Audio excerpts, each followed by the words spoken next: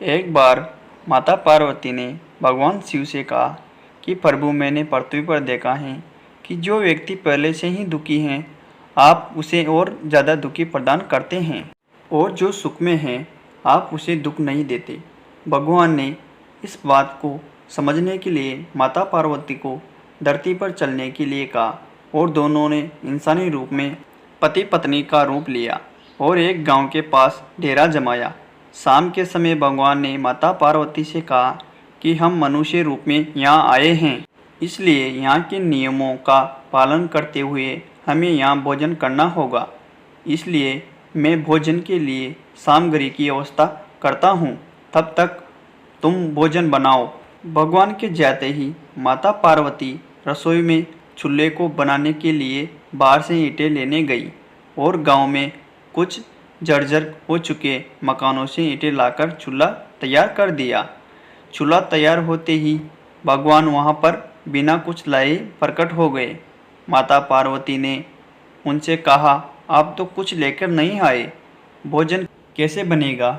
भगवान बोले, पार्वती, अब तुम्हें इसकी जरूरत नहीं पड़ेगी।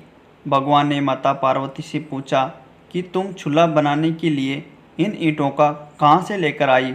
तो माता पार्वती ने कहा, प्रभु, इस गांव में बहुत से ऐसे घर भी हैं जिनका रख रखाव सही ढंग से नहीं हो रहा। उनकी जर्जर हो चुकी दीवारों से मैं ईंटें निकाल ले आई। भगवान ने फिर कहा, जो घर पहले से खराब थे तुमने उन्हें और ख़राब कर दिया।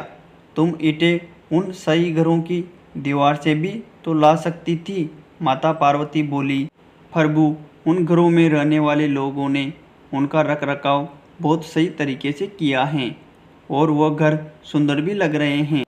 ऐसे में उनकी सुंदरता को बिगाड़ना उचित नहीं होता। भगवान बोले, पार्वती, यही तुम्हारे द्वारा पूछे गए प्रश्न का उत्तर है। जिन लोगों ने अपने घर का रखरखाव अच्छी तरह से किया है, यानी सही कर्मों से अपने जीवन को सुंदर बना रखा है, उन लोगों को दुख कैसे हो सकता है?